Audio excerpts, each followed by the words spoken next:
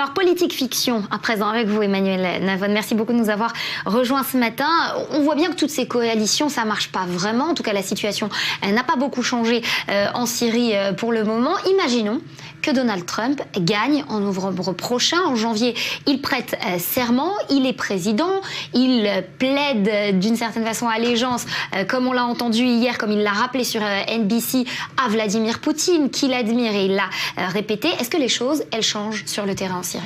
Vous savez, si Trump est élu, il découvrira, comme tous ses prédécesseurs, qu'il est beaucoup plus facile d'être candidat que d'être président. Beaucoup plus facile de faire des déclarations que de résoudre des problèmes, en particulier des problèmes aussi complexes que la Syrie. Maintenant, le vrai problème sur la Syrie, que ce soit Trump, Hillary Clinton ou Barack Obama ou autre, c'est que quelle est la solution ? Personne n'a véritablement la solution. Est-ce que les États-Unis sont prêts à s'investir plus sur le terrain, mais à s'affronter à la Russie qui, elle, soutient Assad ? On se rappelle que Donald Trump a déclaré à plusieurs reprises qu'il s'était opposé à la guerre en Irak, par exemple.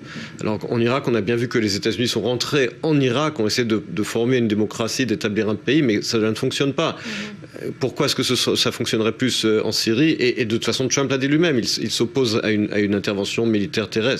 Donc voilà, pas forcément de changement si Donald Trump était élu et s'il était demain à la tête des États-Unis. Non, la véritable question qui se posera, c'est sa politique éventuellement vis-à-vis des Turcs et des Russes. Parce qu'on sait que Barack Obama, d'une certaine manière, pour encourager la Turquie à s'investir, baisse le ton sur les Kurdes.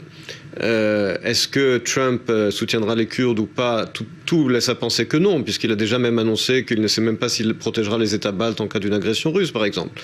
Et vis-à-vis de la Russie, on sait qu'il y a de mauvaises relations personnelles entre Barack Obama et Vladimir Poutine.